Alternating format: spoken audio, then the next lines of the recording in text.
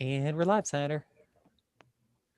Thank you, You're and welcome. good afternoon, folks, and welcome to Maine's 130th State Legislature. My name is Joe Rafferty, and I will be presiding over the work session today of the Joint Standing Committee on Education and Cultural Affairs. Just please, if you would, keep in mind a few things that I'll remind you of, that the purpose of the meeting today is for the committee to receive information from staff and others in order for members to consider the legislative proposals before them and to make recommendations or reports to the legislature. Only committee members and the committee analysts and those specifically invited to attend will be participating in the work session using Zoom. For members of the public wishing to observe this meeting, it's being live streamed on the committee's YouTube channel and will also be recorded for viewing after this meeting is concluded. We also broadcast the audio of this meeting on the legislature's website, www.legislature.maine.gov. And I'm just going to, at this time, call upon my committee members to introduce themselves.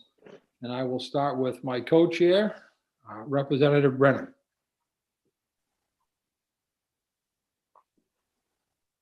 Oh, Representative. Thank you, Senator. My name is Michael Brennan. I represent District 36, which is part of Portland. Thank you. And Senator Woodson. Dave Woodson, Senate District 33, York County. Thank you. And Representative Crockett. Hey, good afternoon, everyone. Thank you, Mr. Chair. Ed Crockett, District 43, which is part of Portland and part of Falmouth. Thank you. And Representative Dodge. Thank you, Mr. Chair. I'm Jan Dodge, House District 97, Belfast, Northport, and Waldo. Good afternoon.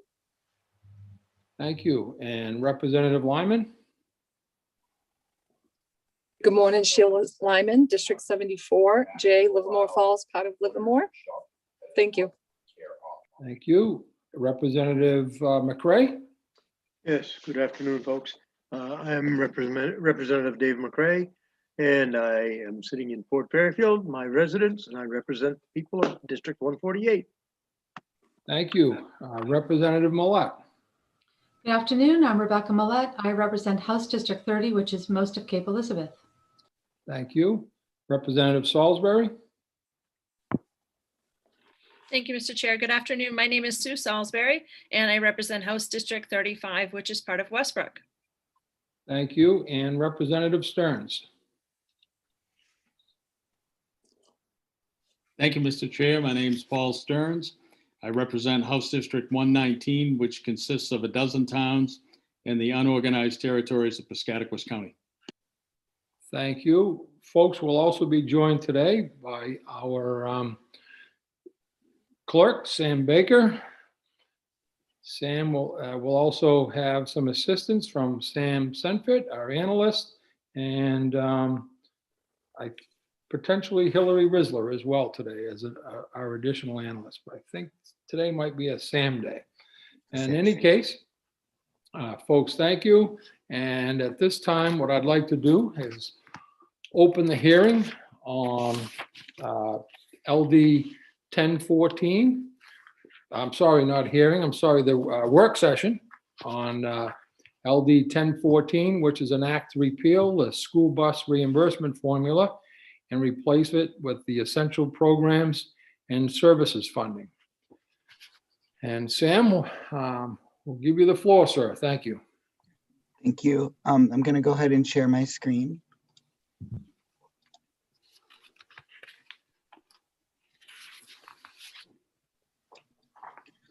Okay.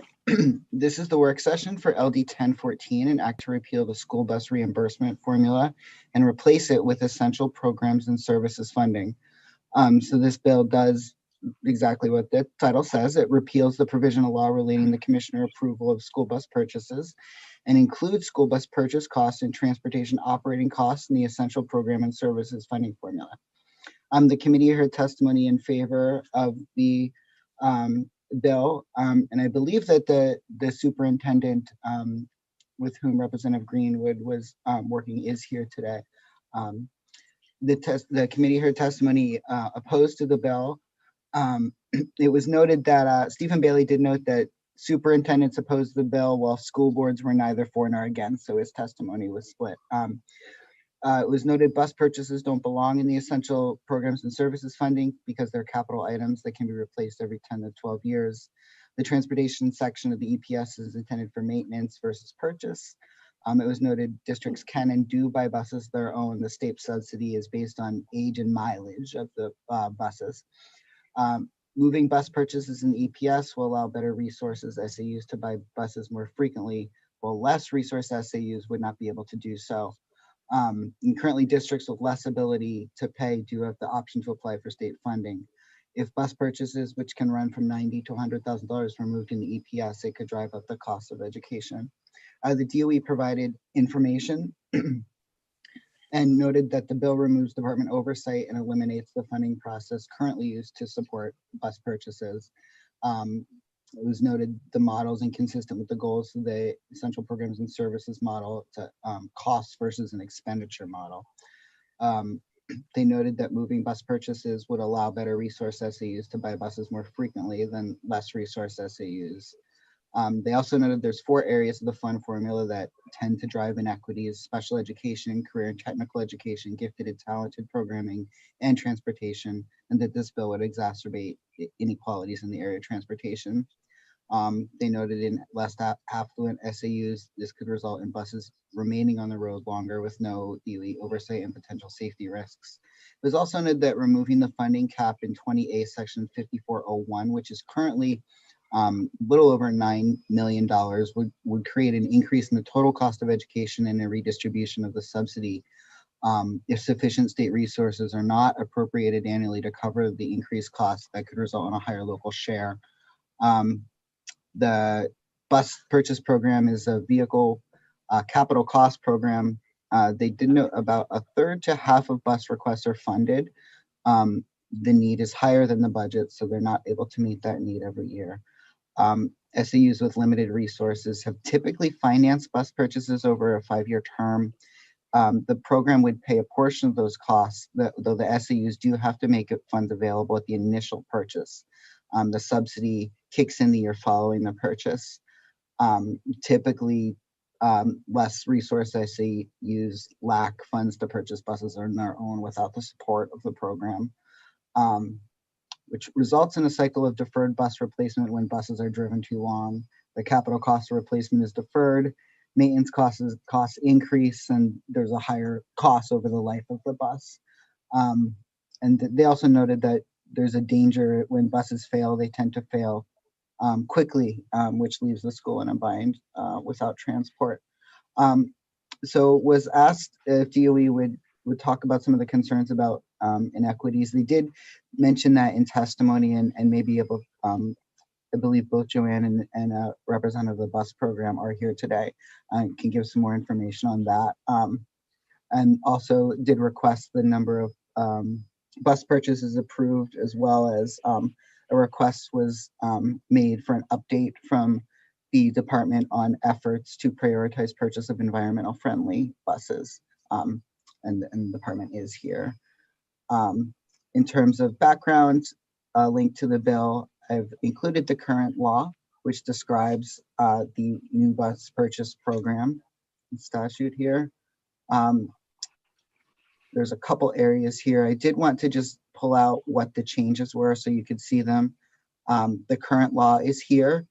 The proposed changes outlined in blue here. So it eliminates the second section of, or second part of subsection 1C here, which is language describing bus purchases in older years here. And then this section here was changed to include, this is section 15672, subsection 32C. The change here is to include purchase costs under transportation operating costs under the essential program and services language. So that's that. I think the big change is that reference right there. I included the department rules on bus purchases. There's Chapter 84, the bus refurbishment program, Chapter 85, the purchase program, and Chapter 86, uniform bus specifications. I included a link to a school bus purchase module online, as well as a DOE PowerPoint on purchase program. I also sent an updated one over email earlier this morning that DOE had sent me. And I also just included a note about that funding cap. That $9 million was mentioned in testimony. So in statute, there's language that allows the commissioner to establish a maximum amount for purchases over the $5 million that's established in statute. So that's where that 9 million came from. And repealing that subsection of law would eliminate the cap and could result in higher overall costs, as mentioned by Ms. Allen in her testimony. That is what I have for you for the bill analysis. And again, I believe there are individuals from the department here who are ready to provide some additional information on this bill.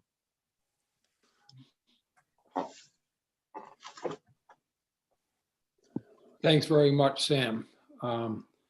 Folks, does anyone have any questions right off the bat for Sam?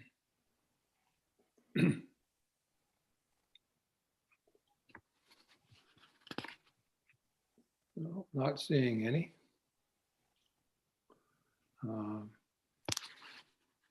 Yes, Representative Millett. Thank you, Mr. Chair. I don't have a question for Sam, but I really would love to have the department join us because I have questions for them. Thank you. Certainly. And Sam Baker, I'm not sure who from the department is here, but if you could invite them in. Yes, Senator. We have Pat Hinckley and Joanne Allen. Thank you. You're welcome.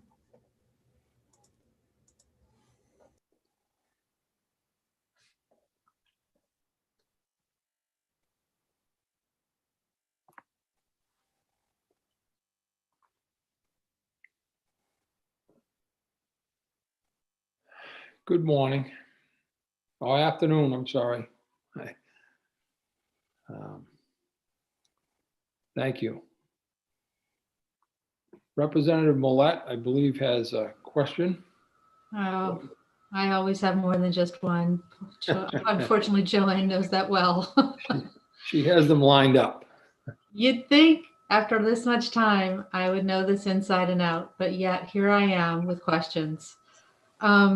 My first question is, for folks that don't receive assistance from the state in purchasing their buses, where does that show up in the cost of education for that district? So you're speaking of minimum receivers, Representative, correct? Okay, so let me just back up. Okay. I'm under the impression that not everybody qualifies for the bus purchasing program, that the state helps pay for part of that cost, right? There's all these requests and only 17 districts apply and only 5 or 6 get approved, right? Sure. So those other districts, do they go off, do districts go off on their own and purchase outside of this program, does everybody have to go through this program? So I think Pat could probably speak to that. I know there are some local only purchases out there. Right, okay, that's okay. So for local only purchases, where do those show up in the cost of education? They don't, because they have no state support tied to them. So they are truly a local only. It's just like, think about it like local only debt service. It's not part of the school construction program. So it's a total local only cost. That makes sense? It does, thank you. So, okay, that answers that question. Can you help me understand where the 9 million came from? So statute states that you had asked about the 5 million, and that's just for lease purchase program or purchases, what we call purchases on time. So a school unit is approved by Pat to do a lease purchase across 3 to 5 years. Again, those are Pat's details. I'm probably massacring her program. And then the commissioner has leeway to recommend an amount on top of that for purchases made by cash. So the SAU is going to pay cash in the year that they purchase it. They're not going to finance it over time. So that amount, including the lease purchases, is set at the 9 million right now. Thank you.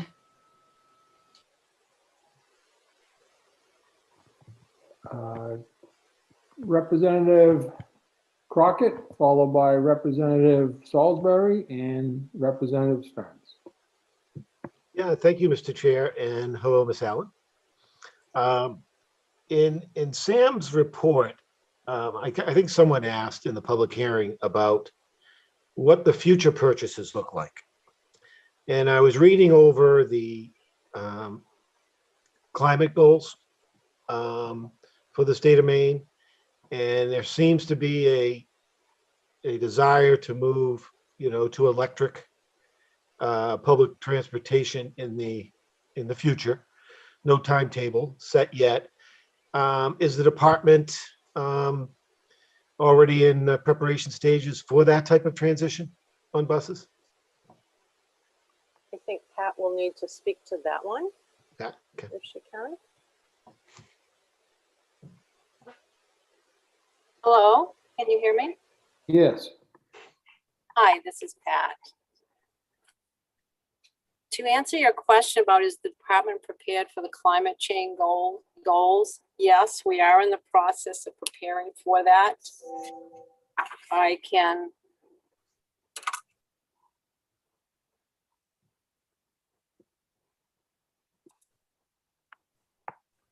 hello there, you can see me. I was wondering why it wasn't showing up. Hi, everyone. To answer that question, we have done some things to prepare for that, and I'd like to outline those for you if I could. First thing is the school bus purchase program. SAUs may request an electric or other fuel vehicle from that program. It would need to be an increase in budget to address the upfront cost of electric school buses. And when an SAU decides to use the existing school bus purchase program and receives a grant, typically a federal grant, sometimes the balance of what the grant can pay can be picked up by the school bus purchase program. That decision is really dependent on the SAU meeting the grant and program parameters. We're aware of one SAU at this time in Northern Maine that is now exploring the combined use of both the program and a grant program to reduce their cost. So that's one thing that's available for them.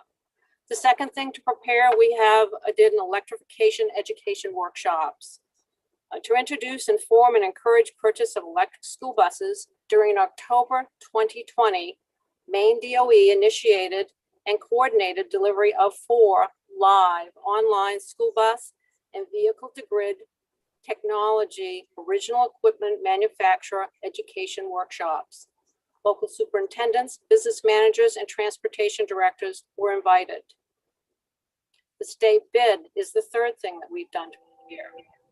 The current state bid for school buses of February 2021, the master agreement contract gave SAUs the choice now of 4 types of fuels when purchasing a school bus: electric, propane, gasoline, and diesel. This is the first year an electric school bus bid was received. And the fourth thing is electric school bus delivery. Maine's first electric school bus is estimated to arrive in Down East Maine, June 2021. Maine's Volkswagen diesel emissions settlement program will fund 80% of the electric school bus purchase program. So we have done those 4 things initially to prepare. Part of it, educating the districts, is an important piece in this. These are initial efforts on that journey. Our transportation electrification efforts aligned with Governor Mills' executive order and also with President Biden's electric vehicle infrastructure plan, the American Jobs Plan. Thank you very much for that update. I think we had Representative Salisbury, followed by Representative Stearns. Thank you, Mr. Chair. I'm sorry, Ms. Allen, can I back up for just a quick second? And I don't mean to belabor this point about the 5 million and the 9 million. Is the 9 million all encompassing the 5 million? It's not 9 plus 5. Correct. 9 million is all encompassing. Okay, sorry. No Not worries. sorry, but I just want to make sure. All right, thank you.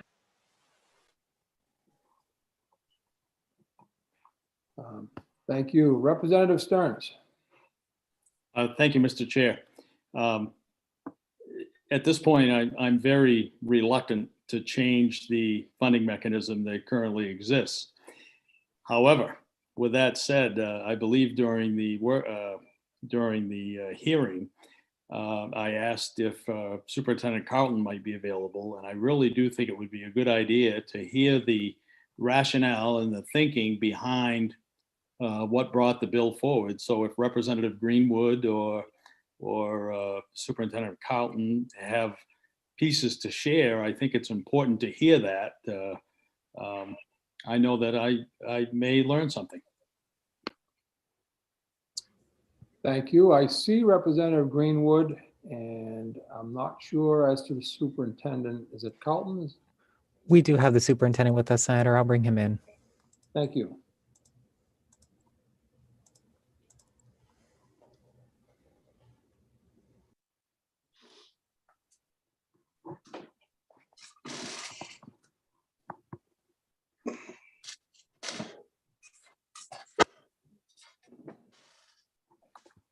Good afternoon.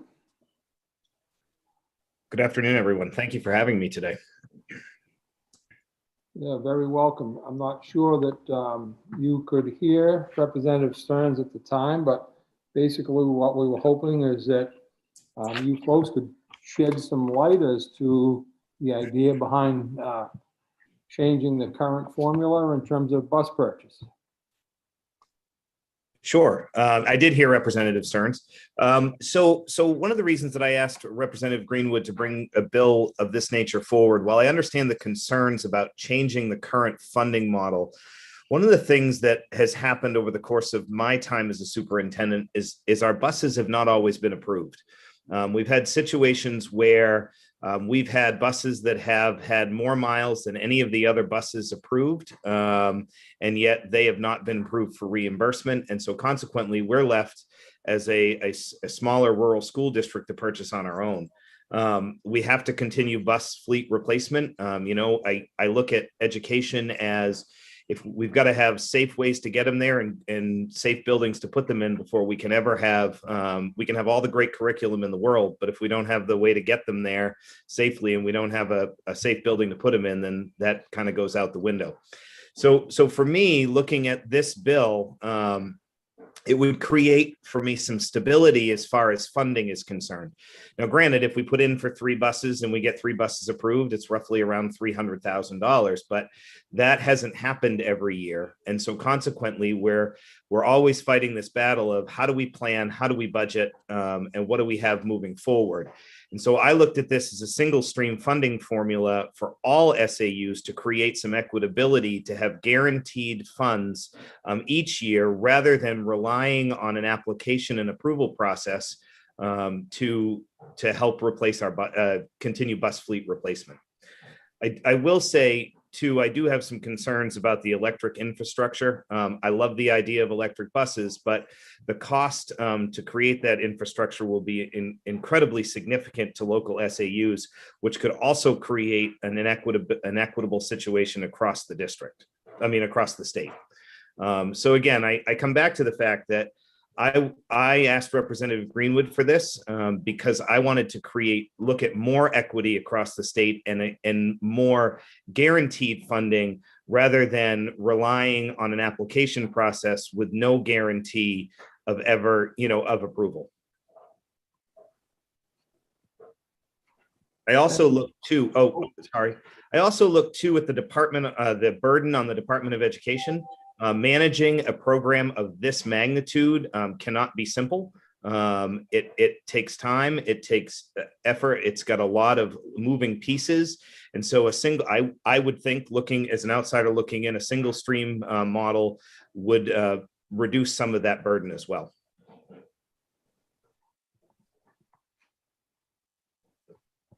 Thank you, sir. Thank you. Any questions, folks? All right, Representative Stearns. Thanks, Mr. Chair. I wonder if we might hear from Pat Hinckley, maybe a bit of a response to the good superintendent regarding how many units don't get funded each year. Maybe not specifics, but a general idea of what might be causing perhaps those older buses to remain on the road, where the bottleneck lies.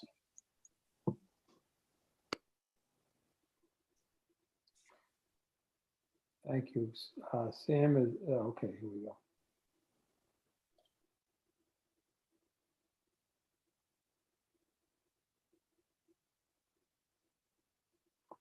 I'm not sure. Did I freeze? Pat, I think you, oh, there we go. Yeah, all right, very good.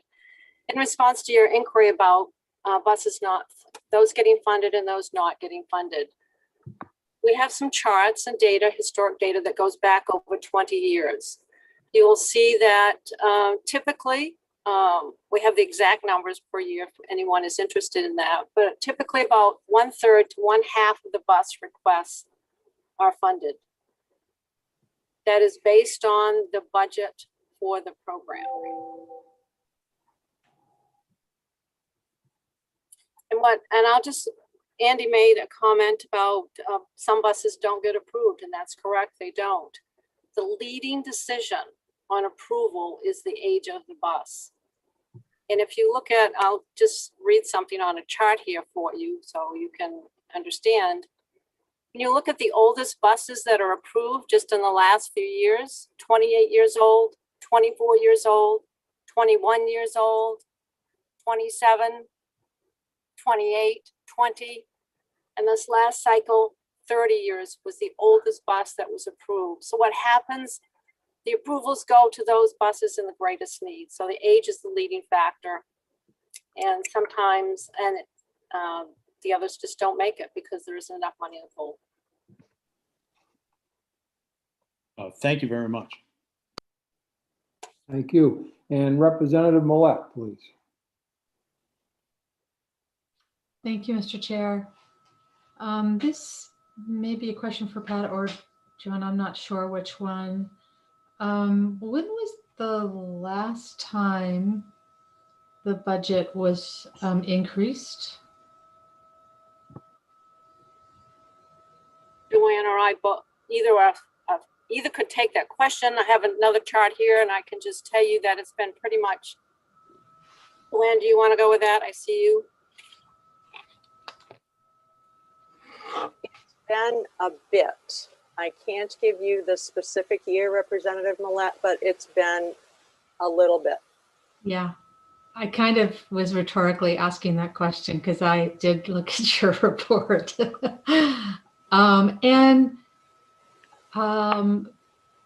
MEPRI did an analysis back to like 2011, I think was the last time this was looked at, transportation or bus purchases was looked at. I'm not clear what the...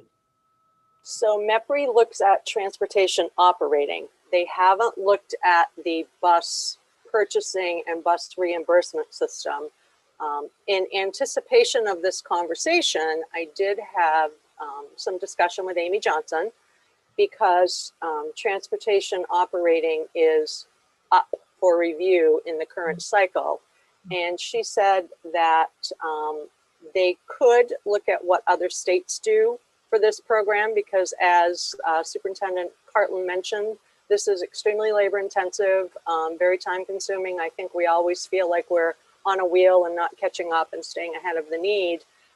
Amy said they would be willing to look at that. It would just take an extension on their current contract to be able to put that work in, but it wouldn't need any more funding to extend that. So she just needs some time.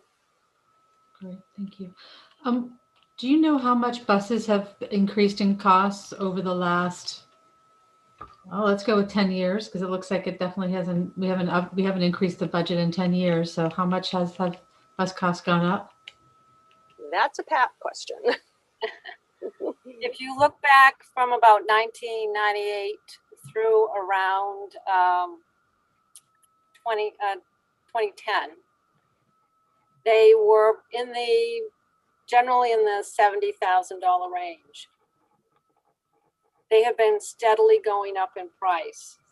So now the current bid we're looking at, depending on type C, 77 is the most common school bus that's we have in Maine, and they're around 100,000 at this point. Thank you. Oh, Mr. Chair, I'm sorry. One last question, if I may. Sorry. Yes, go ahead. I see on one of your charts on SAU applications versus state approvals for FY22. So between FY21 versus FY22, we go from 80 approved to 145. Can you share with us the background on that? Every year is extremely unique with the applications. So if there were many buses that came in that were lower price, we'll just go with that. I think it's the best way to explain it. We would be able to do more approvals. But the bigger piece of that equation, so one is what's the cost? When we look at the number of requests that come in. There is another chart that shows on the budget. While the budget is 9.05, before we start to provide approvals, off the top of that amount, we have to take the prior term commitment from the past year. So that can change how much can actually be used to approve buses for each year.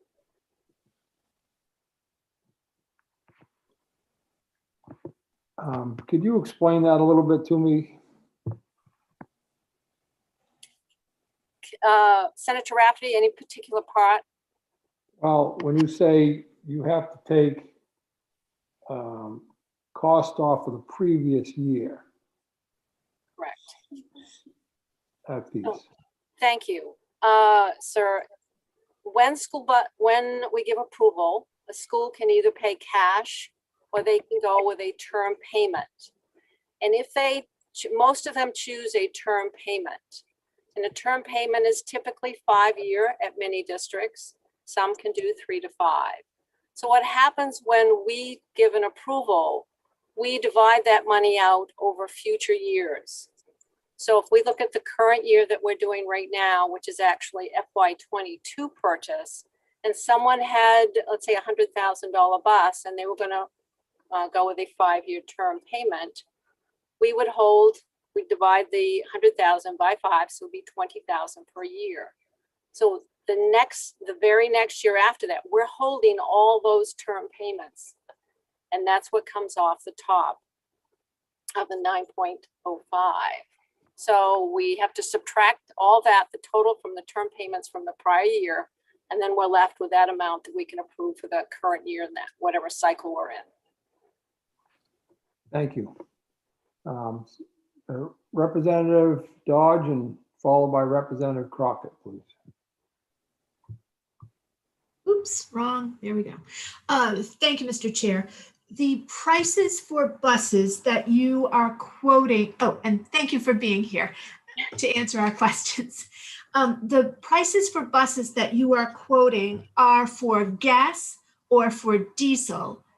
Is that correct? Because when we heard Bill's last session, I was trying to remember the cost of electrified buses, which I thought were over 200,000.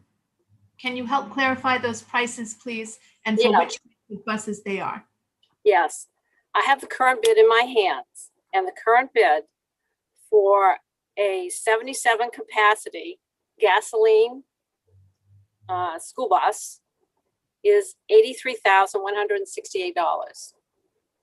The 77 capacity propane bus the state bid is $92,614. 77 capacity electric bus is $341,229. Now, it's important also to note that when we look at our state bid, we're bidding on the basic bus. Many districts buy extra features, and we don't, when we give our money, when we hold that amount of approval, it does not include that. So they could say, well, I want this bus, and they may get a maximum approval of 98,000 from us, and they might go out and spend 125 or 130,000 on a bus because of the needs, particularly in different areas, what they want on the bus. Yes, thank you. Representative Crockett and followed by Senator Woodson, please. Yeah, thank you, Mr. Chair. I'm going to move off the cost of buses. I think they're clearly very expensive. I want to go back to what Mr. Carlton was talking about with Ms. Hinckley. I used to manage a fleet of vehicles for a couple businesses that I was operating, and did I hear the basis for renewal is based on the age of the bus as opposed to the mileage that has been accumulated on the bus, or is there, are they together? It's age and mileage, with age being the leading factor. So what happens when all the requests come in, they're sorted by age, with the oldest going up first, and then by mileage within each age group. And we literally go down the list and click them off. Okay, I find that interesting. I would think mileage would be the first barometer. But thank you for the clarification. You're welcome. Thank you. Senator Woodson. Thank you, sir. I'm not sure if this question really pertains to the bill, and I'm questioning a lot of the questions been asked if it is addressing the bill, but with the electric buses, are they going to be based on age and mileage also when they're replaced? We'll have to look at what is recommended for electric buses to make that decision, sir. Okay, thank you.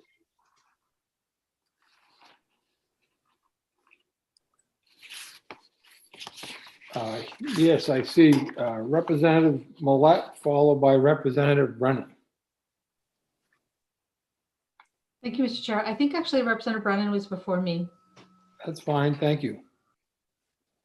Well, we can go back and forth about that. But at this point, Senator Rafferty, I want to make a motion. I have had the opportunity over the last half hour to learn a lot more about buses than I thought I knew up to this point. And I appreciate Superintendent Carlton being here and the representative bringing the bill forward. But I do agree with many of the comments that were made by the Department of Education in terms of the impact that this will have on the cost of learning and the incompatibility philosophically with essential programs and services. So at this point, I would make a motion not to pass on 1014. Thank you. Representative Millette. Okay, I guess I'll second that and then and then say what I had raised my hand for. I'm sorry. That's Put you on the okay. spot there, but It's all right. We're all family here. thank you. Yeah. So I really do appreciate Superintendent Carlton, the struggles you're facing. This is not the first time bus purchasing has come to the Education and Cultural Affairs Committee. We clearly are chafing in the current system. From my perspective, I think we should encourage the department to perhaps consider raising the caps on how much is spent on buses, given how much they're going up in price. And I'm not even talking about the electric buses, just the diesel buses themselves have gone up quite a bit. And I'm very encouraged that the review cycle it includes transportation, and that MEPRI feels that they could loop in the purchasing aspect of it, the capital investment. And then based on that, I think the committee will be in a better position to possibly make any adjustments or work with the department to, I'm sure the department will be very interested to see the analysis, and if there are changes that they think would be helpful, hopefully they come to us and ask us to support that. So I can assure you, Mr. Carlton, that for the next opportunity, we'll be putting in a bill to increase how much the state appropriates for our bus purchasing program. And hopefully that will take some of the pressure off. But I do have a lot of concerns about mucking around with EPS, because boy, oh boy, lots of unintended consequences can result in making changes like this. So thank you very much, Mr. Chair. Thank you. And Representative Stearns? Thank you, Mr. Chair. I don't want to chew up a lot of time, just reiterating basically what Senator Millett just said, but I am pleased that MEPRI will be able to tie that cost analysis in. And I'm really pleased that Superintendent Carlton brought this to light, brought this discussion about. Somewhere along the line, there has to be more dollars available to keep older buses that are on the border of not being safe, even though they pass inspection, to get those off the road so we can get the kiddos to school safely. So I guess that's it. Thank you, folks. We have a motion made by Representative Bailey in terms of ought not to pass. It's been seconded by Representative Millett. Is there any further discussion?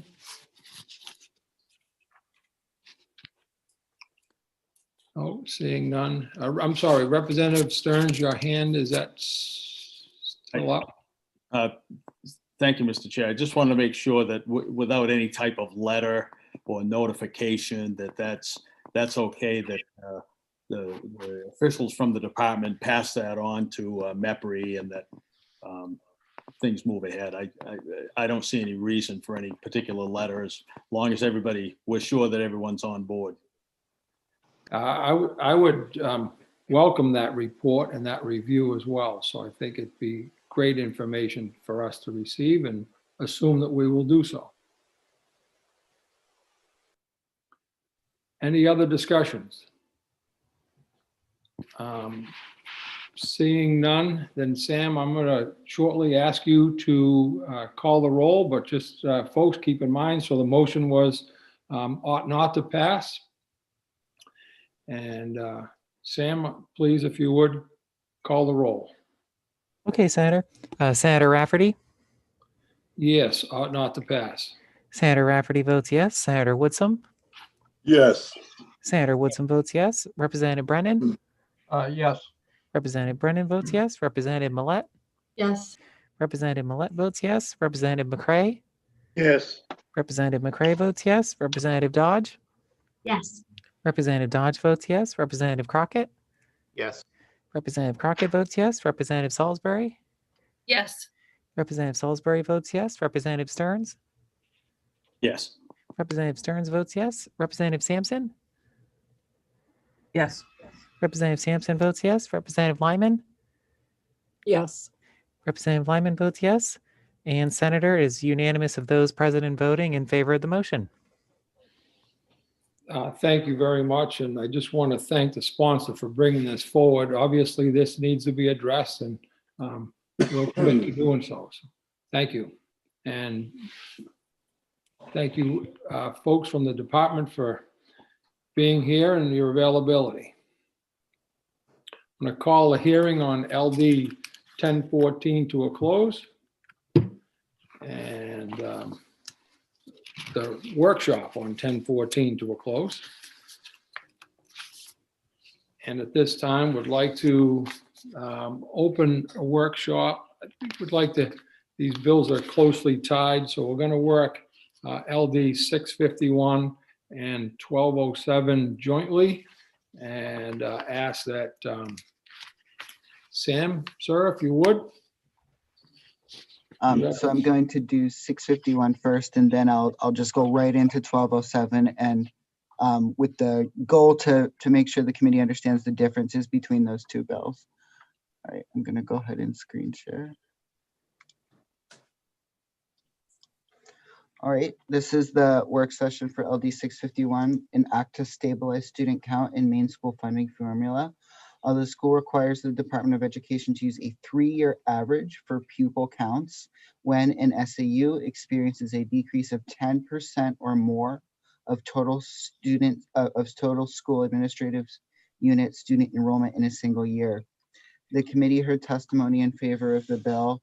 It was noted that the administration has just recently instituted a 1-year change for the 21-22 school year in the pupil to teacher ratio from 17:1 to 16:1 for elementary schools as a way to help mitigate the negative impact on schools' cost of education calculations and funding levels.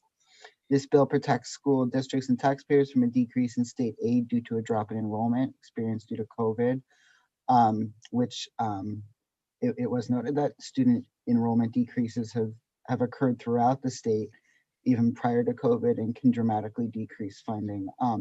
Schools are concerned about the further impacts on future funding due to the current enrollment decreases being experienced. It was noted we can expect volatility in student counts for the foreseeable future, and a consistent approach and the ability to know what to expect from school districts was needed.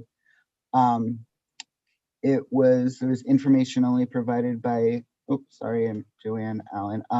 The department supports the amendment to the bill, which is offered by Representative Millette, which I do have some information on in a bit. It would require the Department of Education use a 3-year average if the average is greater than the current 2-year average when an SAU experiences a decrease of 10% or more in the most recent year. And I do have that text below here that I will go through. Some enrollment information was requested, and I pulled this from the DOE website. Just a caveat, the charts are my own, so it's my fault if you don't like them, not the department, so I wanted to make sure that was clear. But I did pull the data from the DOE website, and you can see that there was a notable decrease in enrollment in the past year. It was also asked about geographic differences, and this was asked in relation to both Bill 651 and 1207. So I did go through and did some hand calculations. I looked at the enrollment data by county, and I did separate out the 2012 to 20 so you can see that long-term trend.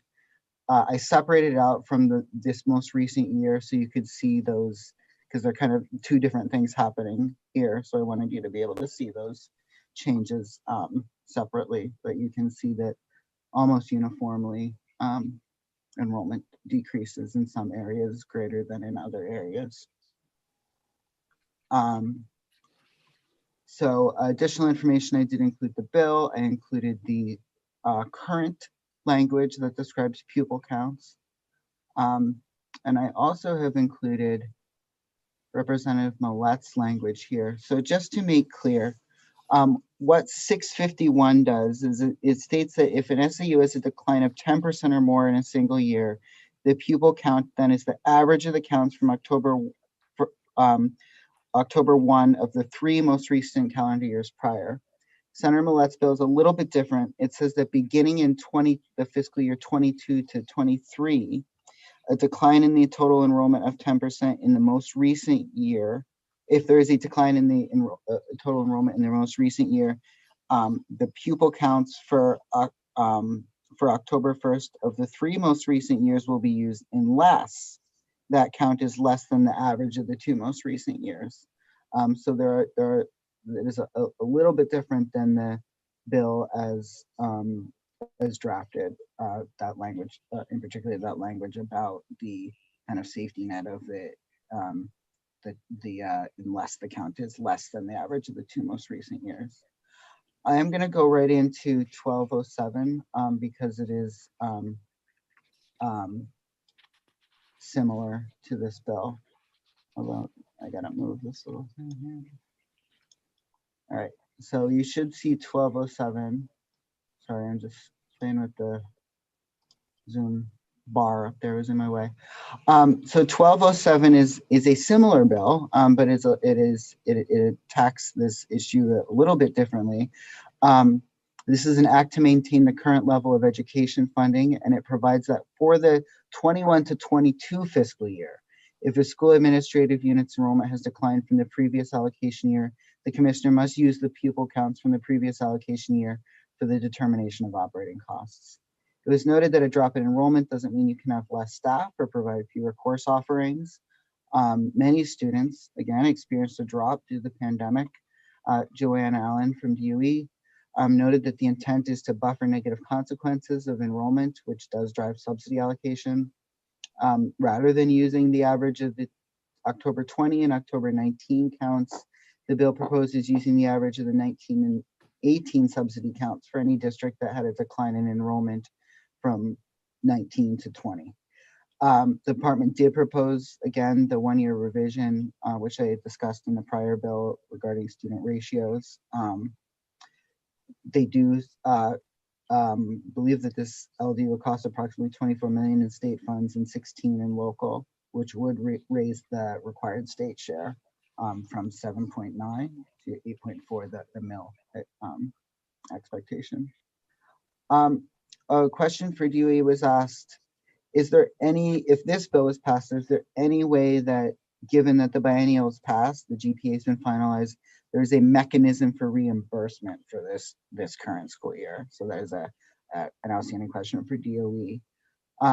Was also asked if there's any information regarding geographic differences in enrollment that is reflected in the bill analysis to LD 651, as well as district level enrollment. So I did include in 651, there's a link to the DOE website where you can pull enrollment data, pretty detailed enrollment data by geographic area, by district. So you can tailor your data requests there.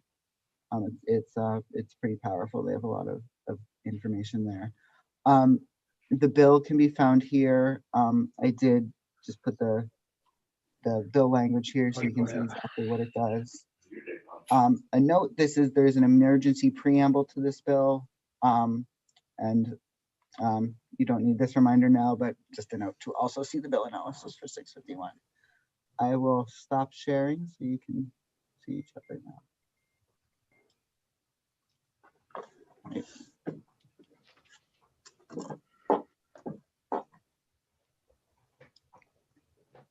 Right. Representative Salisbury. Thank you, Mr. Chair. Sam, can you go back to the LD 651 and the part about the amendment, Sure. Representative Millett's amendment? Absolutely. Sorry. That's all right. All right. So this is the amendment language up on the screen here. Okay, so the average of attending pupil counts for October 1st of the 2 most recent calendar years prior to the year funding. Okay. Okay. So yeah, no, that's fine. I think I was just reading it wrong, but I get it now. Thank you. Sorry Would for it the be confusion. helpful to leave this up on the screen? That's okay. I mean, I can pull it up too. My computer was clocking, so I couldn't get it to come back up. Thank you, though. Sure.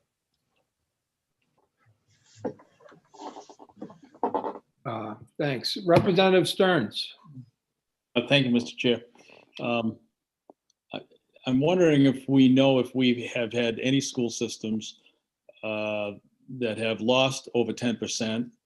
And of course, it'll be difficult to predict going into next October, but do we know how many school systems or approximately how many districts or systems we're looking at here?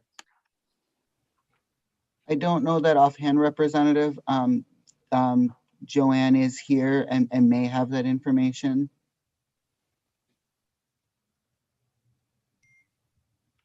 I'm sorry, I'm trying to lower my hand, but it isn't working. It's like Weekend at Bernie's.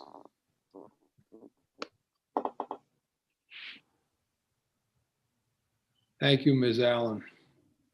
Did you hear the question? I did, and I do hear that, do have that information. If we were to apply this language in the current year, there would be 45 school administrative units that would be positively impacted by this. And you're referring to LD 651? That is correct. Thank you. Representative Stearns? Thank you, Mr. Chair. So for Ms. Allen, I guess, if that's the case, then that would, if we were to apply it for this year, that would change the 279 for everybody. And these folks would get some type of a bit of relief while others would not. Is that correct? So as we have an enacted funding level right now, based on the additional 22 million, we have put out the 279s. So the school administrative units know their state and local shares. And if we were to add something that would increase the total cost of education without state funds, then yes, we'd have to recut the pie, so to speak. So we would, in order to not do that and adversely impact another unit to positively impact the unit, we'd have to backfill with some more state money. Thank you. And Representative Millette, please.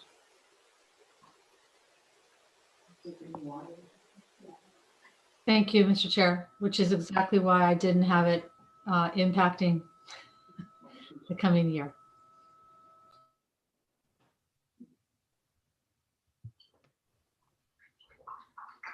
Any other questions, folks, at this time? Representative Stearns. Thank you, Mr. Chair.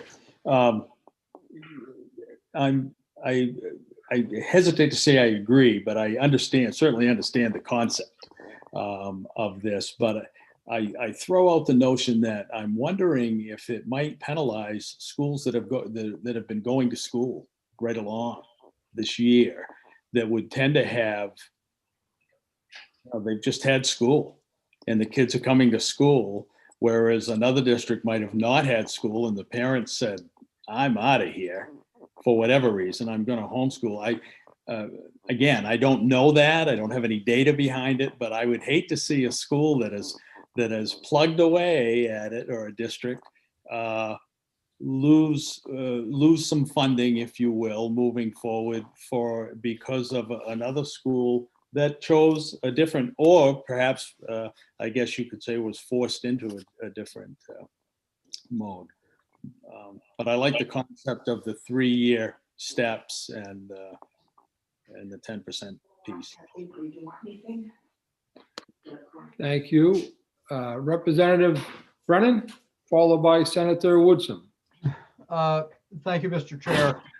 At this point, given the review of both bills and given the fact that we have already sent out to school districts the estimated funding level they would receive based on the student count that already has been calculated by the Department of Education, I would make a motion ought to pass on LD 651 as amended, understanding that this would go into effect for the next funding cycle and not disrupt the process and the decisions that this committee has also made at this point. And after the committee takes action on that, I intend to make a motion to table LD 1207 with the intent of potentially carrying this bill over, given the fact, as Representative Stearns just pointed out, we do face uncertainty going forward into the next school year. And if for some reason we do need to adjust enrollment and or student count, we would have this as a vehicle to be able to address this fairly quickly. So my motion at this point, again, is to ought to pass on LD 651 as amended by the sponsor. Second.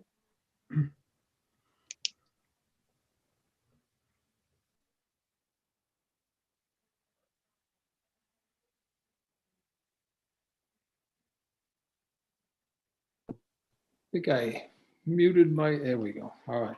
Sorry about that. I was struggling with the mute button. Okay. But thank you, Representative Brennan. I heard the motion recommended and ought to pass on LD 651. It was seconded by Representative McCray.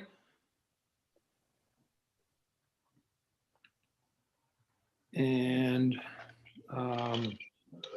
any further discussion? I have a hand up, excuse me, by Senator Woodson, followed by Representative Millat. Thank you, sir. This question is for Ms. Allen, which perhaps Representative Brennan's motion takes care of it, but I know this bill 651, going back to what Representative Stearns was asking, were there some school districts that would have been penalized, lost money from this? Only if we were to enact it for the current year. By moving it to 22-23, no, there will be no adverse impact. Okay, thank you very much. And Representative Millet? I'm good, thank you. Thank you. So we have a motion by Representative Brennan to ought to pass as amended on LD 651. That was seconded by Representative McCray. And Sam, I'm going to ask that you call a roll, please. Sure, Senator. Senator Rafferty? Yes, ought to pass as amended. Senator Rafferty votes yes. Senator Woodson? Yes. Senator Woodson votes yes. Representative Brennan? Yes. Representative Brennan votes yes. Representative Millet? Yes. Representative Millet votes yes. Representative McCray? Yes.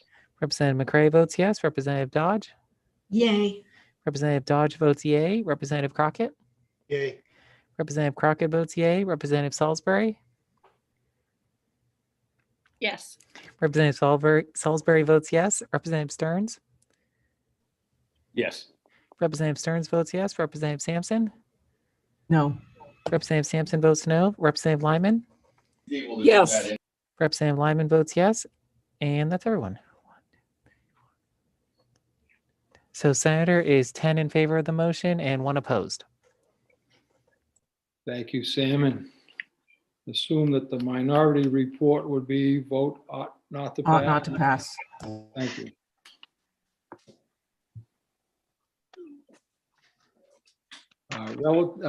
Representative Brennan, please.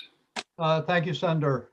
And at this point, I'd like to make a motion to table LD 1207. I would second that, Mr. Chair, please. Thank you. Representative Brennan's made the motion to table LD 1207, and that has been seconded by Representative Dodge. Any additional discussion? And we'll just take this as a majority by a show of hands. If you would, hold your hand up.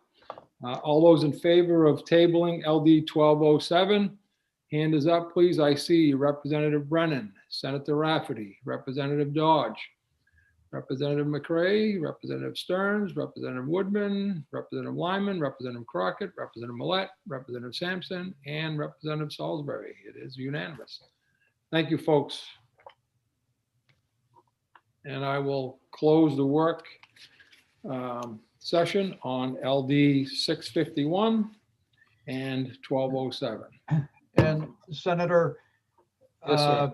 if it's appropriate, at this point, I would also make a motion to table LD 1206, which is Senator Daugherty's bill.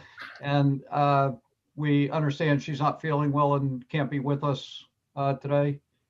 So I will second that. Okay. So, and I'll take that as a show of hands. So the motion to table by Representative Brennan, seconded by myself. All those in favor, raise your hand.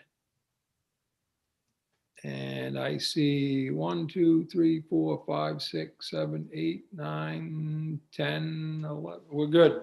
Thank you. It's unanimous. And we hope that Senator Daugherty feels better soon.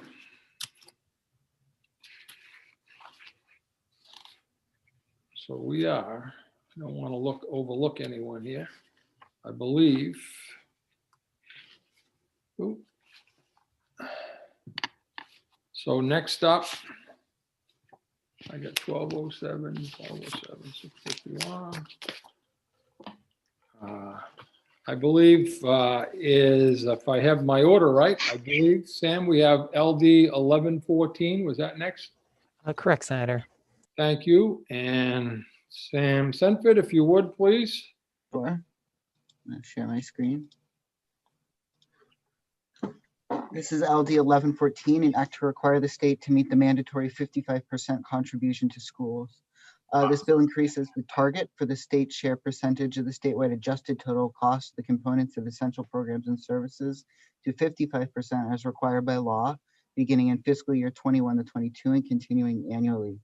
The bill also repeals the provisional law containing the annual targets of the state share percentage of the total cost of funding public education from kindergarten to 12 that include the cost of components of essential programs and services, plus the state contributions to the unfunded actuarial liabilities of the main public employees retirement system attributable to teachers, retired teachers' health insurance, and retired teachers' life insurance. The committee heard testimony in favor of this bill.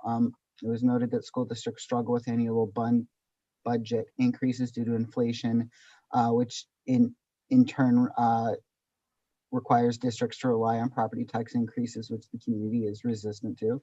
A citizen referendum in 2008 resulted in a requirement that the state meet 55% funding share of EPS services. Equality is ensured by paying for services through income tax versus property tax, which is subject to inequities. Removal of sections B and C removes payment up to 55% of teacher retirement. It was suggested that that should be amended so that that remains. The gap in funding falls to municipalities, again, and as such property taxes. OFPR data shows that in 2019, the state provided $977 million in general purpose aid.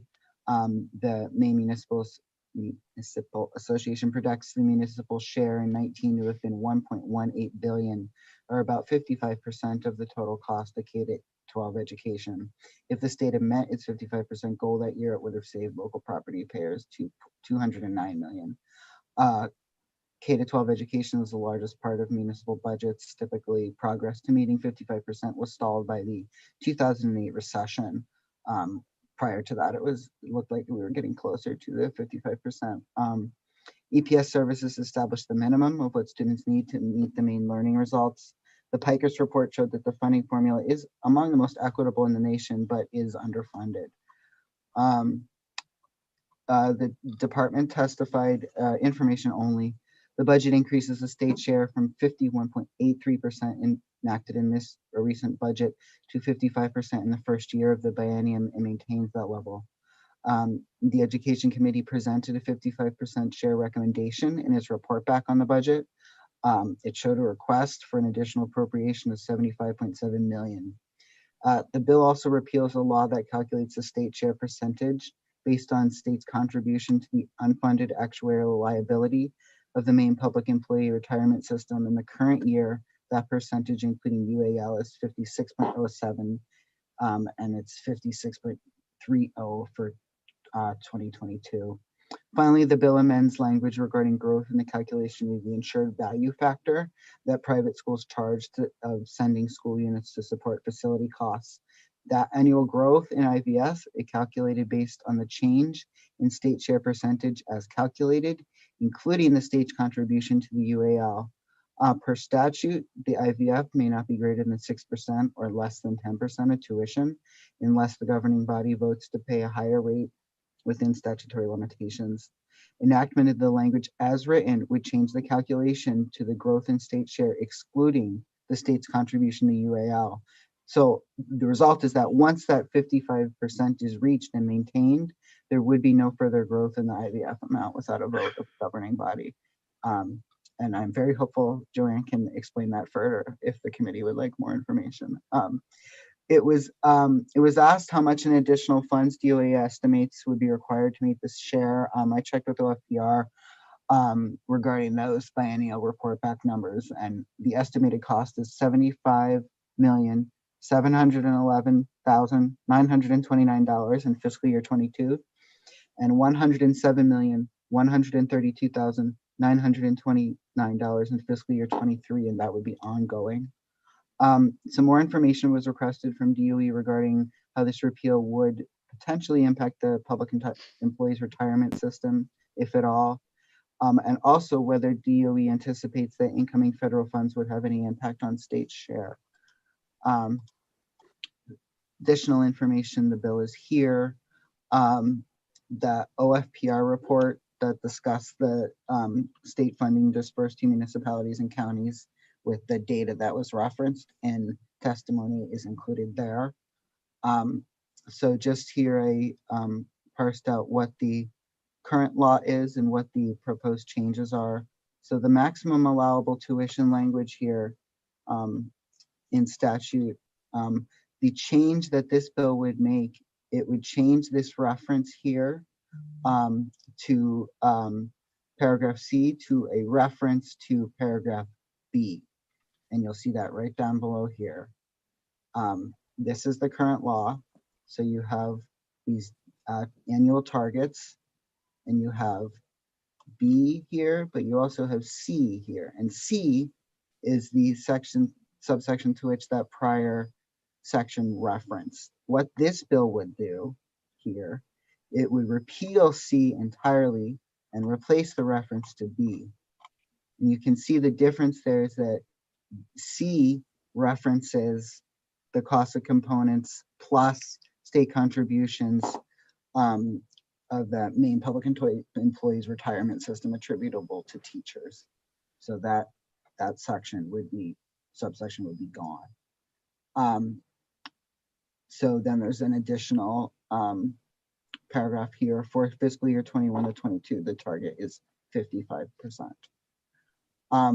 So I did here just want to make a note, if, as noted by the department, the language impacts the insured value factor calculation and would limit it in the future. And again, I believe that Ms. Allen can provide some more information about that piece in particular.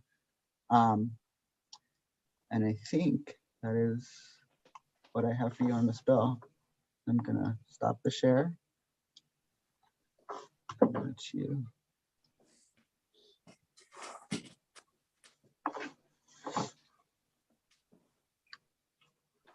I think the piece about the IVF factor and the employee's retirement gets really in the weeds. So yeah, I did my best, but I think Ms. Allen can probably explain that in simpler terms to the committee.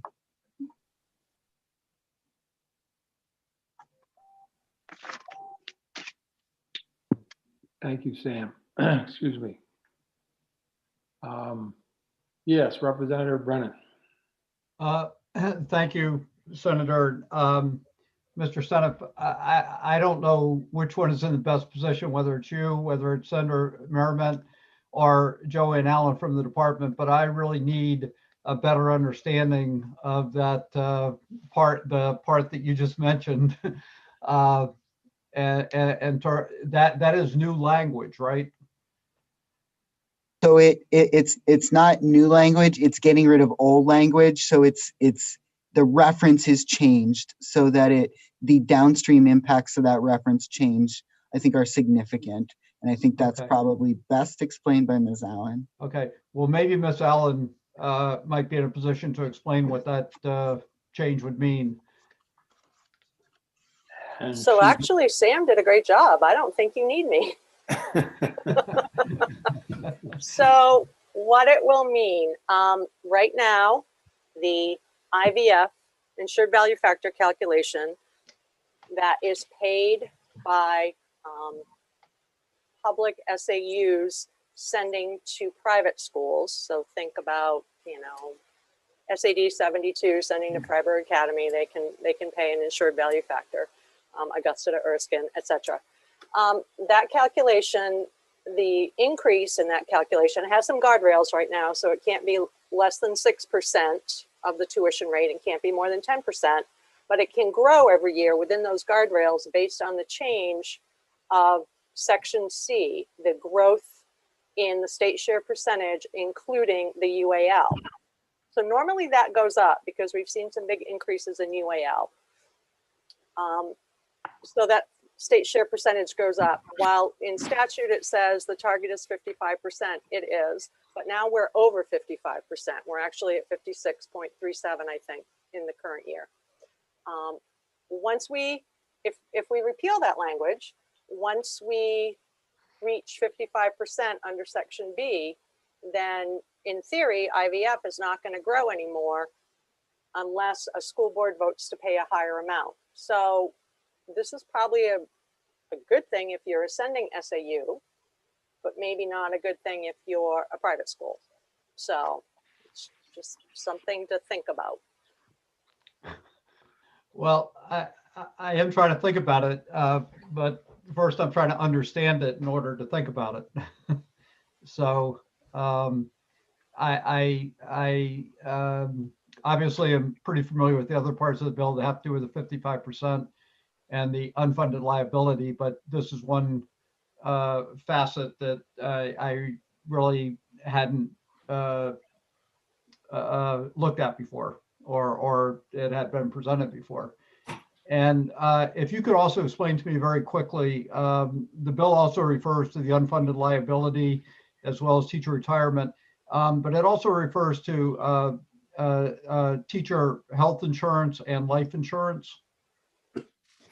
Is that, how is that currently calculated in to GPA in the 55%? So that's part of the Section C. So when we look at the state share of the total cost of education under Section C, we include the cost for UAL, retired teacher health, and retired teacher life insurance, because that's 100% state share. Okay. And how long have those factors been calculated in? Oh my goodness, before me, I believe. Okay, all right. Okay. All right. Thank you, Senator. And Senator, if I could just ask a follow-up, Senator Merriman, is there a particular reason that you included that in the bill?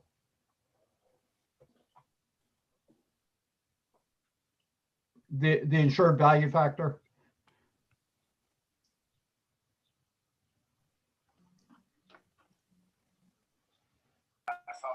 Hello, let me mute labor there. Hi.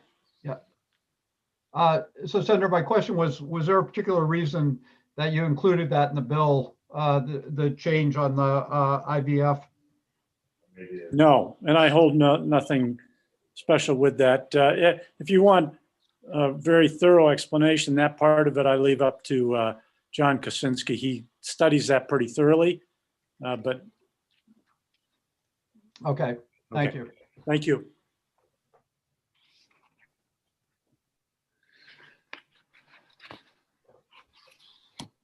Representative Dodge.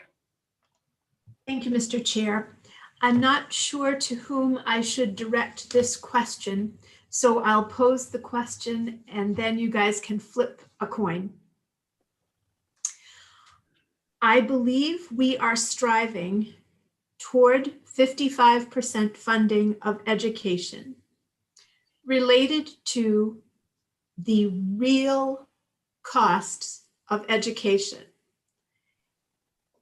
Not necessarily talking about the UAL, the retirement costs, but books and buses, and 55% of that, not only for the benefit of our students, but the benefit of our taxpayers.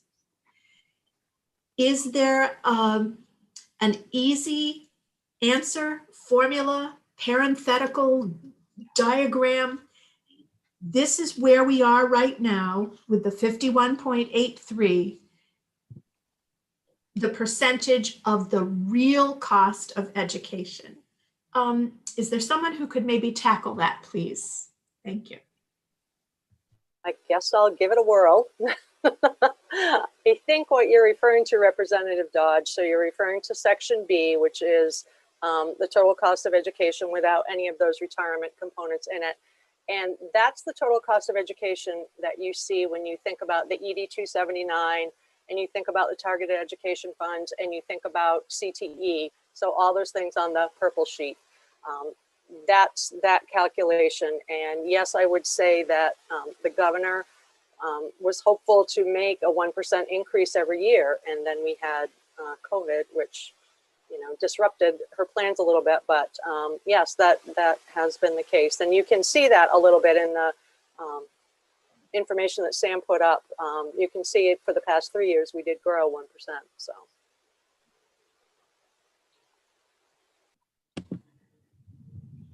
Thank you.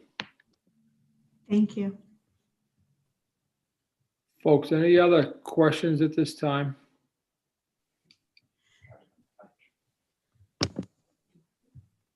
Ooh. Representative Dodge, did your hand just go back up? Yes, please. If there are no further questions, I would move ought to pass for LD 1114, please. Thank you. Do I have a second of that Second. motion? Thank you, Representative Millette with a second. And any further discussion? Representative Brennan, hands up. I just, thank you, Senator. I just want to ask Ms. Allen again. So if we were to pass this bill, it's an apples to apples comparison with the current method that we're tracking to get to 55%? Yes. Yes, it's correct. Okay. It's Section B, and that's what Okay. I just talked about in response to Representative Dodge. Right. Okay, thank you.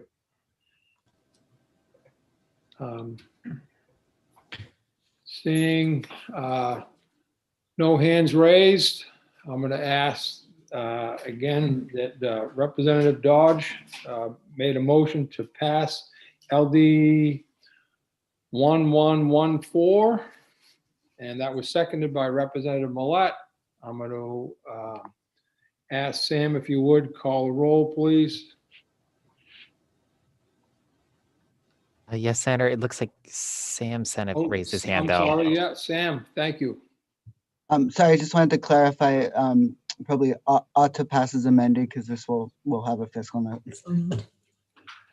Thank you very much for that clarification. And so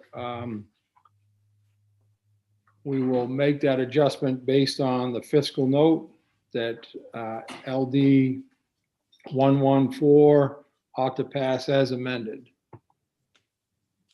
Any other, we good, Sam? All right, Sam, if you would, Sam Baker, if you would, please call the roll. Yes, Senator. Senator Rafferty. Yes, pass as amended. Senator Rafferty votes yes. Senator Woodsum. No. Senator Woodsum votes no. Representative Brennan. Yes. Representative Brennan votes yes. Representative Millette. Yes. Representative Millette votes yes. Representative McCray. Yes. Representative McCray votes yes. Representative Dodge. With hope, yay. Representative Dodge votes yay. Representative Crockett. Yes. Representative Crockett votes yes. Representative Salisbury.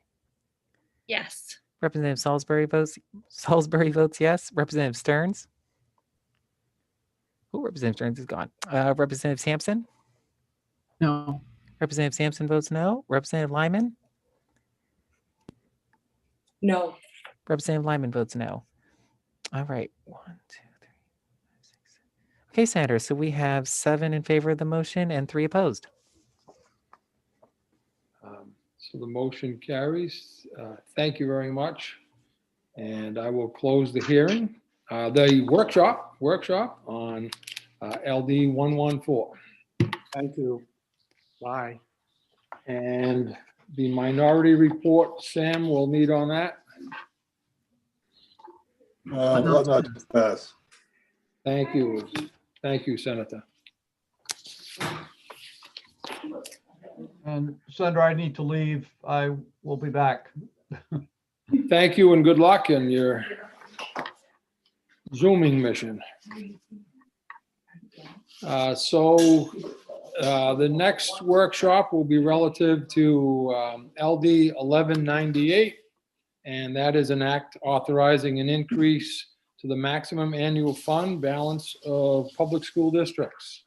And Sam, the floor is yours, sir. Thank you. I'm going to go ahead and share my screen. Great. This is LD 1198, an act authorizing an increase in the maximum annual fund balance for public school districts. This bill provides that a school may carry forward unallocated balances in excess of 15% of the previous year's school budget instead of the 3% as current law provides. We heard testimony in favor of this bill.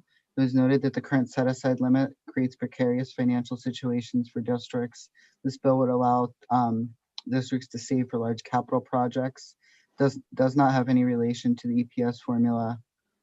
It was noted by a couple commenters that the current set-aside limit doesn't cover monthly payroll. Many districts this past year had to seek tax revenue anticipation notes to cover expenses due to the pandemic, while they waited for federal relief funds, and that interest was passed to taxpayers. It was noted the 3% cap was put in place at a time when students were paid up front versus the current reimbursement system. It stated that best accounting practices for private industry is to maintain 3 to 6 months of cash on hand. Lack of sufficient carry forward limits the ability to keep tax increases low. If state share declines, which it has in recent years, 2008, sorry, not too late, the cap was removed under fiscal years 14 to 15. The financial impacts of the pandemic are still not well understood. An increase in the cap would give districts room. Opponents noted schools should use resources that they have and should take pause before increasing property taxes. Districts that carry forward more than 3% find these balance funds counted against them for purposes of the current funding formula. If a board saves for a large project and then the board is replaced, the new board then wouldn't be required to use those funds for what they were originally saved for. They recommend an amendment allowing districts to keep 9% of the previous year's budget as reserve funds with the sunset provision of 2024, which would coincide with the expiration of American Rescue Plan funds, which are set to expire in September 23. The department testified information only. The SAU may carry over 3% of unallocated funds from the prior year and may disperse those funds over the next 3 years. The purpose of the limit was to ensure taxpayers were not paying for unnecessary funds. An increase in 50% would allow SAUs to better prepare for emergencies. May also result in an allocation of fewer funds from the ending balance of the next year's budget, requiring more revenue raising by taxpayers. The Government Finance Officers Association recommends a minimum level fund balance for government accounts between 5 and 15%. Usually higher minimum reserve amounts are provided for government entities without consistent financial resources, while SAUs do have consistent financial resources in the form of property taxes and state subsidy. It was asked if carry forward balances currently have to have a designated purpose identified. Does not appear that they do. The bill can be found here. I did put the current language compared to the change. So current language, unallocated balances in excess of 3% of the previous year's school budget must be used to reduce the state and local share. Change to 15% there, and then removal of some language that is from previous fiscal years. I did get a question yesterday about what the emergency reserve fund allowances are for municipalities in Maine. So I checked that. There is current statute that does speak to that. Municipalities may appropriate 5% of their tax commitment to an emergency reserve fund. There also is language that doesn't have a cap on it, but additional funds can be rolled over, but they have to be allocated for capital improvement and capital equipment purchases. So those are the two categories of rollover funds that a municipality in Maine may access. I'm gonna stop my share. Thank you.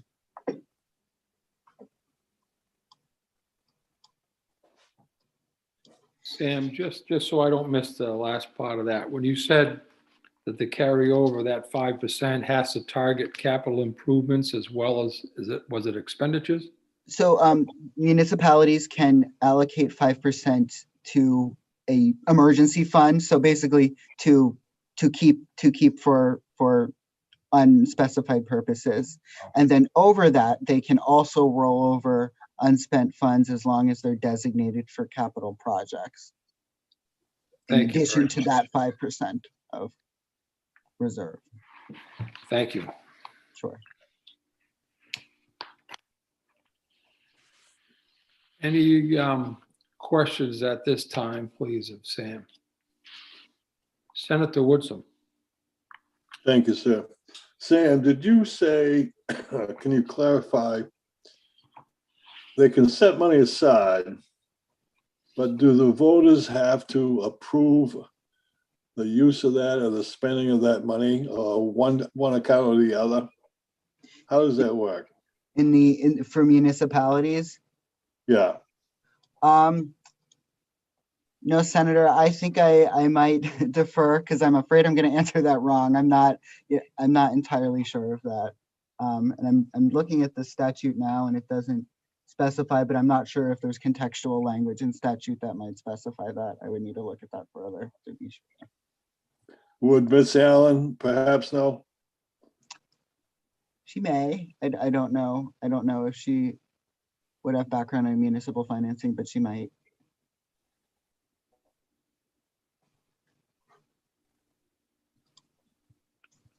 Thank you for coming back. Did you hear the question? I did. So I will tell you that municipal law is not my forte, but I will speak to you about school administrative units, Senator. And in a school administrative unit, if you create a reserve fund, what is a true reserve fund, the voters have to vote to put that money in, give it a purpose, and then they have to vote to expend it out. So what emergency fund is not or is a reserve fund? It could be, yes. They would be able to do that and say something like, you know, however they might describe a purpose for that, you know. Now, is that true of the capital fund? Do the voters approve that too? Right, anything that goes into a reserve fund, Okay. saying I want to save money for a project down the road, here's what we're going to do. And they voted in and voted out. Now, is this fund also, I know sometimes school districts get shot on money for payroll.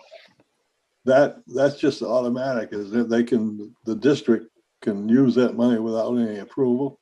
So what you want to be careful of, I think we've got two different issues here. When we're talking about districts that had to take a tax anticipation note this year, they were short on cash flow. So that's what that's doing. That's helping them take a loan out until their cash comes in from the state or wherever. If you're talking about a reserve fund, that's to make a special purchase. So the other thing to remember is the voters vote a budget, and a school unit can't exceed that authority to spend without getting permission to do that too. So even if you have extra money, you can't spend it without permission to increase your budget. So I think what this bill is trying to do is cash flow, but I think the sponsors here, and you might have better speak to that than me. Yeah, well, thank you very much. Representative Salisbury, please. Thank you, Mr. Chair. I can speak a little bit about municipal budgeting.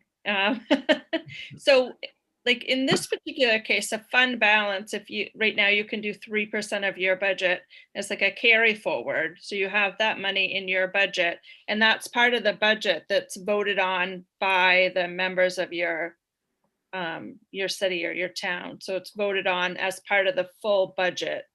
And then within, if depending on your charter or your within your city or town, if you're going to move some of that money out of that fund balance or any account, you have to have approval of the school committee, but not the voters. You wouldn't go back to the voters for that because it's already been approved as a part of your overall budget, that fund. So like you can use it throughout the year if something happens and you need to transfer some of that fund to pay for a new furnace or whatever, you would have that approval through your school committee, but you wouldn't go back to the voters for that piece.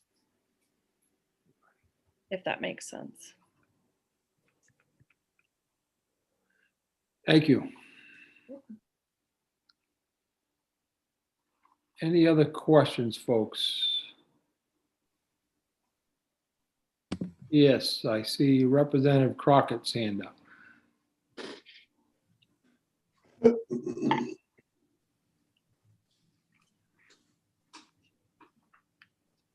You're on mute, Ed.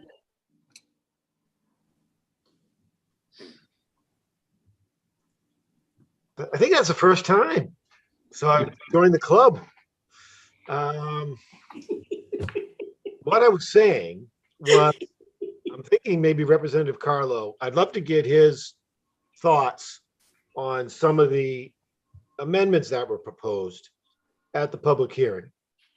With respect to, for example, I'm looking at the testimony from MEA from Mr. Kaczynski suggesting moving it to 9% and also having it sunset once we know what the impact of the federal funds that are coming in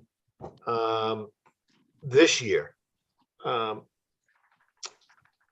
So I would be interested to see what Mr. Carlo thinks of, Representative Carlo thinks of those other options with respect to this bill. Thank you. And it appears that Representative Carlo is available for comment. Thank you, Senator, and thank you, Representative Crockett, for the question. I apologize. I am driving at the moment, and I will do my best to answer the question. I understand that Representative from the MEA has introduced a recommendation to the committee to amend the bill to change the percentage from 15% to 9% and have it sunset in what year is it? It looks like 2024. Okay. I thank the representative from the MEA for introducing the amendment. However, the bill was not submitted because of COVID. The bill was submitted because of any emergency that school districts could come up. COVID is certainly an example of an emergency that having additional flexibility to reserve funding for would be helpful. But I don't believe that it should sunset. I'd be okay with changing it from 15% to 9%, but I don't believe that it should be sunset at that time because another emergency could come up where school districts would feel that they need to carry forward an additional amount. Does that answer your question, Representative? Yes, it does. Thank you very much. I have Representative Salisbury, followed by Representative Millette and Representative McCray. Thank you, Mr. Chair. Ms. Allen, I just want to ask you a question. We had some testimony regarding one on proponents of the bill indicated that it had no relation to the EPS formula, but Mr. Kaczynski from MEA said that it would be count if you carried forward more than 3% in unallocated funds, that it would count against you in the funding formula. Can you talk to that a little bit? Sure. Mr. Kaczynski, I believe, is referring to a portion of the statute that says if a school unit is out of compliance with this particular piece of statute, that we as a department could reduce state subsidy in the amount that's over 3%. Okay. We are always reluctant to do that to a school unit to reduce subsidy, so we would certainly work with them. And I do think that the language that is also currently in statute, which gives a school board 3 years to allocate that money, really takes care of that problem.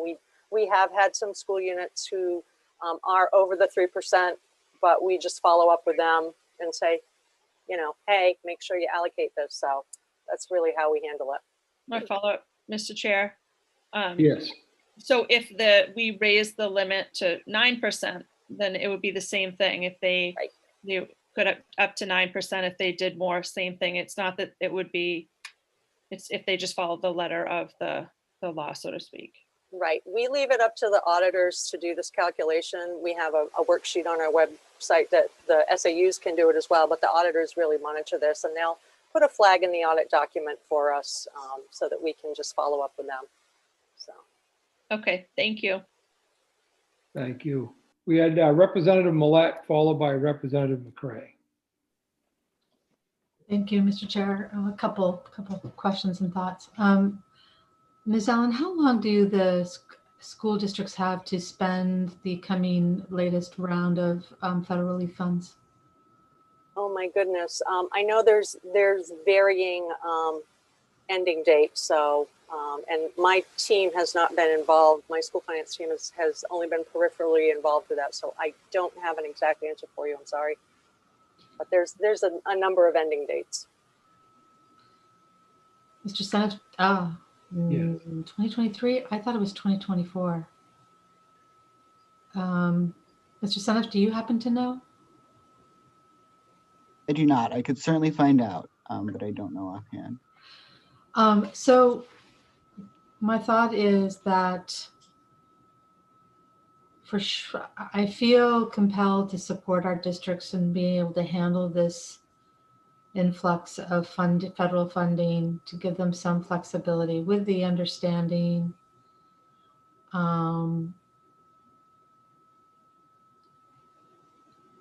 that the spending is going to be happening in tranches, I believe, right? There's going to be some monies received and some of it has to be spent by a certain time and other monies by another time.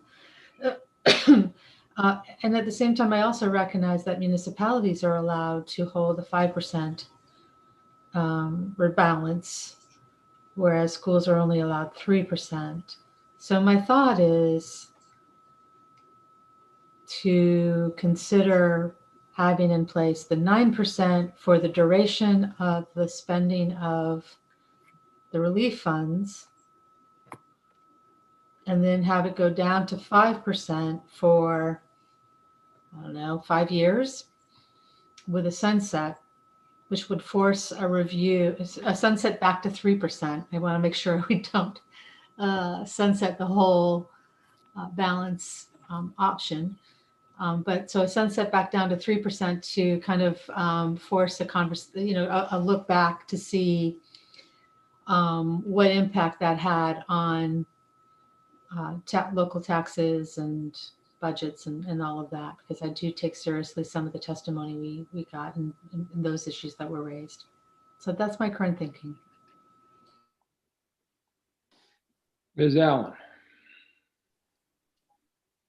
So technology is a wonderful thing, and I was able to communicate with Tyler Backus of my school finance team, and he tells me these are the end dates. So ESSER 1 is 2022, ESSER 2 is 2023, and ESSER 3 is 2024. So it looks like 2024 would be right on the money. Thank you, Tyler. Thank you, Tyler. I was doing the same thing, trying to. Thank you. Representative Millette, your hand, you have a follow-up? Oh, okay. Representative Crockett. Yeah, thank you, Mr. Chair. Ms. Allen, would it be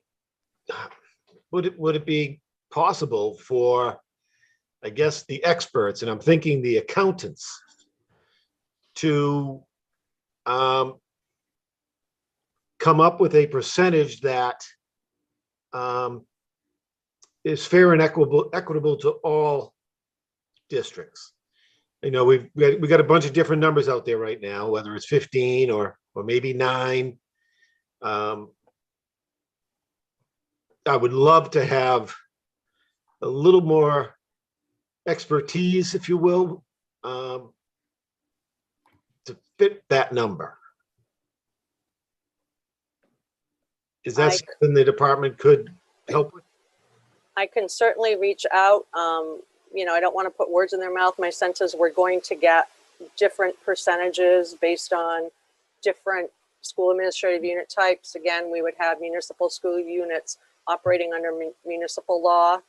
And so that's going to yield a different percentage, and then maybe RSUs a different percentage. But, you know, we have 3 or 4 firms that do the majority of the school administrative unit audits, and we could certainly reach out to them.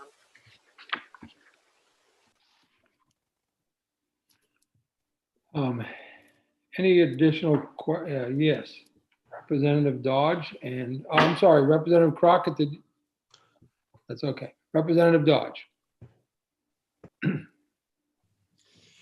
Thank you, Mr. Chair.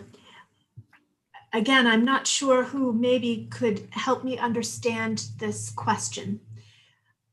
But if we have a board who has a carryover allotment, and some folks request that that allotment, rather than being used for an educational purpose, is designated as property tax relief that is alluded to in language that currently exists. Is there someone who could run me quickly through a scenario of, unintended consequences sort of thing? Is that enough to go on for somebody to just give me a little quick tutorial on how that wouldn't happen or could happen, please? Thank you. Not sure if Ms. Allen, you. I'm pondering. So let me tell you what I see that happens right now, and then maybe we can back up and see if this works. Normally what most school administrative units do, they have an ending balance, and we're talking again about an unallocated ending balance. So, and they will designate in their next year's budget, so they end FY20 with $500,000, and they'll designate $250,000 for the FY21 budget. So that, in a sense, is property tax relief because they don't have to raise as much in that year. So that's normally what happens. And I think you heard some testimony on this bill that has said if they had a larger ending balance, they could stabilize that amount across years so they don't have those spikes where, well, we've got $1 million left over this year, we'll use all that. And then next year, oops, we don't have it, we have to make it up. So I think that might be where that's going. Does that touch anything that you were asking?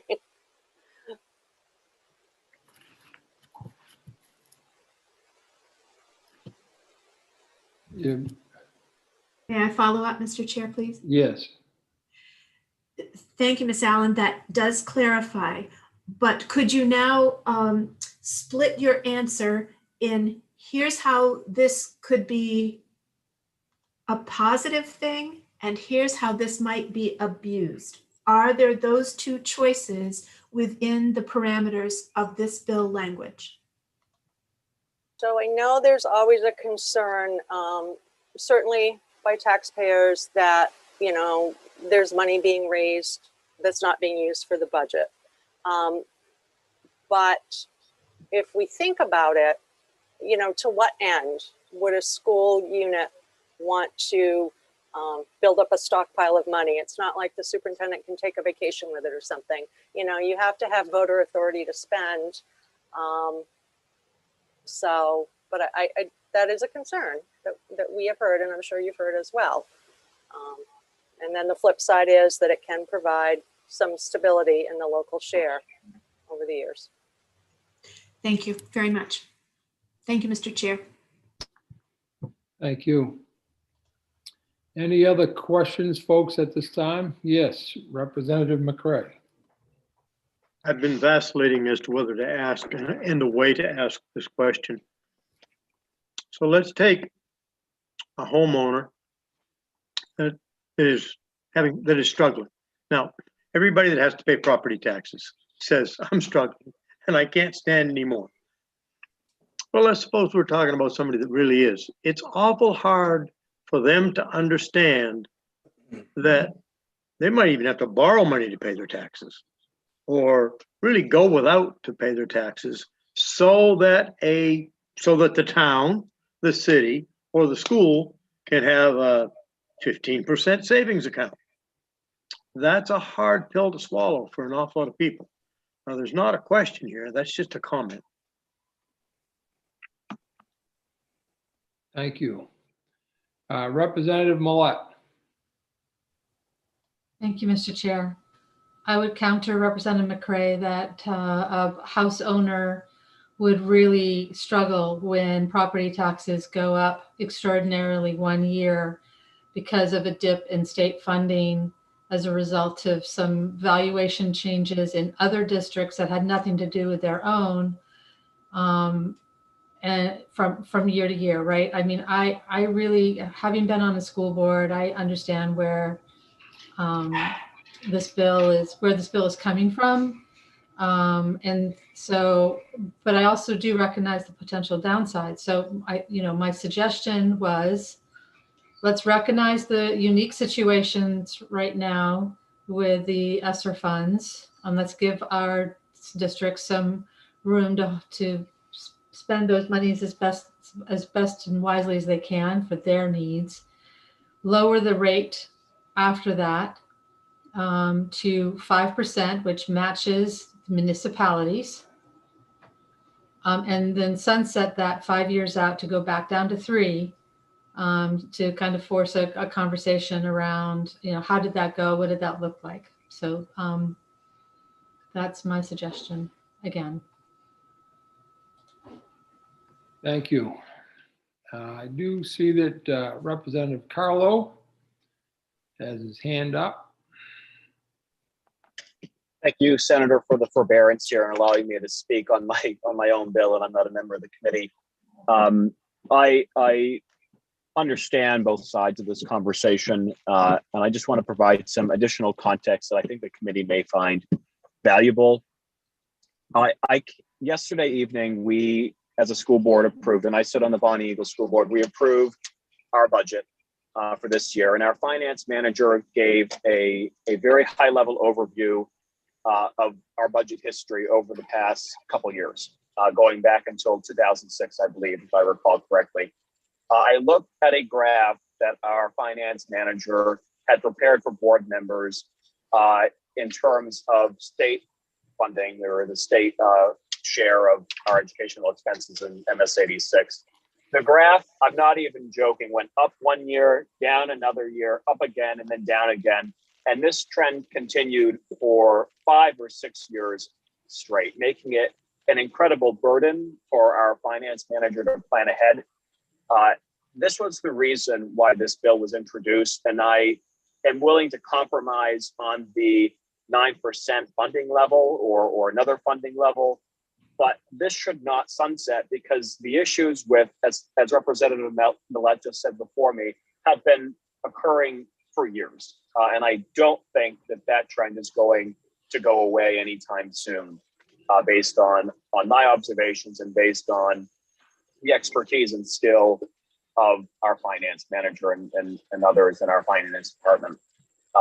So I hope that context is valuable in terms of what our district has been seeing from the state over the past, now more than a decade. And, just understand that, school districts do their best to plan ahead, but it's really hard when we don't have consistency from the state. Thank you. Thank you. Representative McCray, followed by Representative Millette. Yeah, my only comment, when I made my comment earlier, it was just an observation of how some people feel. I tend to agree with Representative Millette. I wasn't really proposing something else, just that's where the issue comes from for some people. Thank you. Thank you. Representative Millet? Thank you, Mr. Chair. And yes, Representative McCray, I was just suggesting that's the possible response to anyone who brings that up, is to say, if we don't have stability, it could actually get a really huge swing. So, Mr. Chair, I actually, the more listening to the sponsor, I'm willing to drop that sunset back to 3 and just have it stay at 5, because it matches the municipalities. And I'm wondering if we can test the waters with a motion.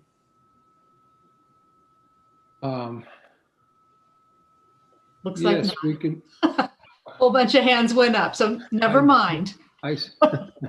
Yeah, instantly. Yeah.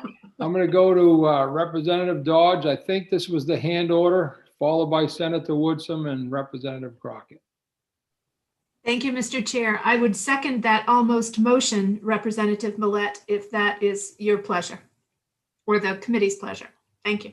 I'm going to hear from Senator Woodson and Representative Crockett, and then we'll entertain a potential motion. Thank you. So the motion is a 5% limit with no sunset. Is that correct? If I may, Mr. Chair. Yes, you may, but Thank you. there hasn't actually been a motion made yet, sir. So, okay, but right, but the theoretical clarification. Theoretical motion would be 9% until the end of 2024, and then down to 5% going forward. And the 2024 is because of the ESSER funds and those various big chunk buckets of money that's coming our district's ways. Okay, thank you for that. Now I am, Representative Crockett, are you waiting for? Well, I took the hand down because Representative Millet clarified what the motion would be. Thank you. And so I'm good now. Thank you. So I will entertain a motion. Representative Millet. Thank you, Mr. Chair. I would move ought to pass as amended, with the percent changed to 9% through 2024, and then down to 5% going forward. I would second that motion, Mr. Chair, please.